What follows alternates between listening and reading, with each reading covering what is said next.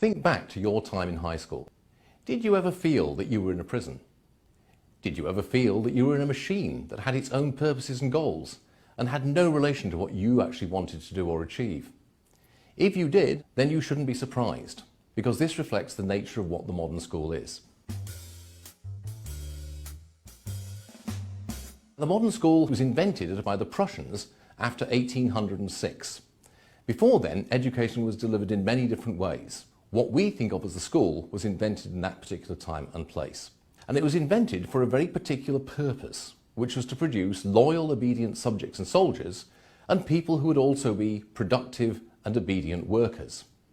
It's this that explains why school is the way it is and has the features that it has. It explains why it is that the school day is divided up into rigid, time-structured blocks. It explains why it is that the organisation of the school is hierarchical and highly structured. It explains why it is that people are taught with people of their own age instead of people who are at the same stage of interest or ability as themselves.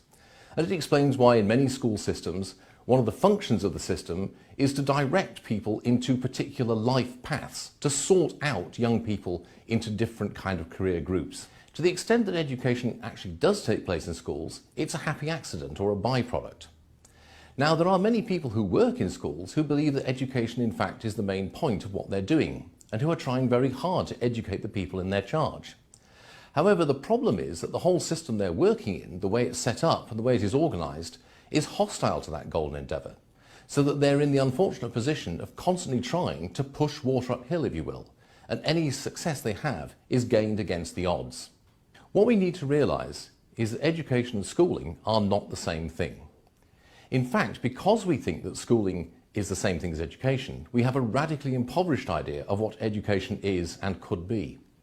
Why, for example, do we assume that education should only take place at one stage of a person's life? Education is something that can take place at any stage in someone's life, and indeed should do. Why assume that we have to educate people of the same age altogether? Surely this is a crazy way of doing it. Why do we have to deliver education in the highly structured and formalised way that schools require us to do it in? Education is something which will be central to most people's lives.